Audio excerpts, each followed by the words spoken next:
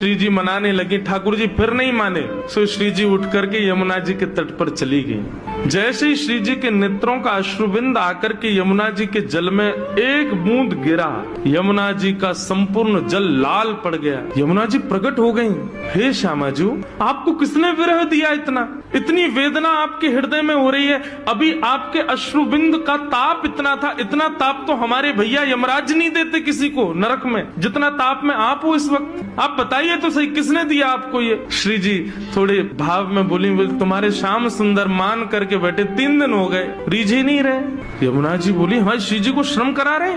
रुको मैं बताऊं इन्हें। तो यमुना जी गई महाराज, और ठाकुर जी जैसी पीताम्बरी, ठाकुर जी जैसा श्रृंगार, ठाकुर जी जैसा मुकुट, ठाकुर जी जैसे बिल्कुल कानों में कुंडल, ठाकुर जी जैसे बिल्कुल डिट्टो कड़ूला, ठाकुर जी जैसी वंशी, ठाकुर जी जैसा श्रृंगार। और श्रृंगार करके जैसे ही यमुना जी आई, श्री जी देख कर, अरे श्याम सुंदर आप मान गए?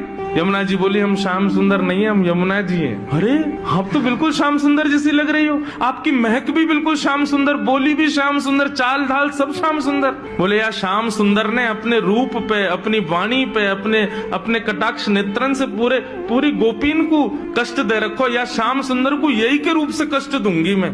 आप यहीं बैठी रही हो राधा रानी, मैं अभी जाऊं। और यमुना जी श्याम सुंदर को रूप धारण करके बिल्कुल वैसी बाकी चाल, वैसी अदा, वैसे ही सब, जैसे ठाकुर जी चलते हैं, जैसे ठाकुर जी बैठते हैं, बिल्कुल वही अदा श्री यमुना जी जा रही हैं। ठाकुर जी मान करके बैठे हैं। सोई बगल से यमुना जी निकलने लगी। नूपुरों की आवाज जैसे छमछम आई तो ठाकुर जी बोले, ये तो हमारे नूपुरन की आवाज है, हम तो यहीं बैठे हैं, ये आवाज कहाँ से आ रही है? और जैसे ही ठाकुर जी ने पीछे देखा, श्याम सुंदर विचरण कर रहे हैं। ठाकुर जी बोले, जे कौन है? ठाकुर जी गए, ओ भैया कौन हो भैया तुम? यमुना जी बोली, हम श्याम सुंदर। ठाकुर जी बोले, श्याम सुंदर तो हम हैं। बोले, तुम नकली भेलू पिया, असली हम हैं।